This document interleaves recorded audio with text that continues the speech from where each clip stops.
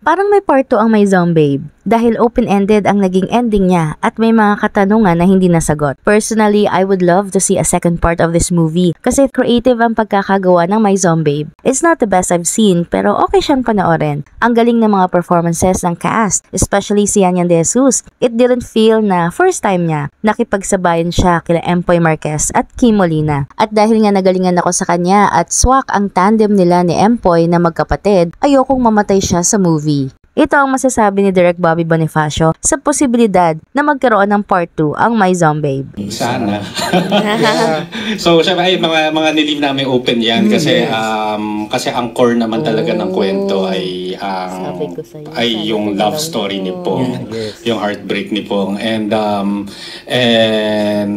these open-ended questions is up for Viva to pick up and nakahanda naman kami nasagutin yung mga yan.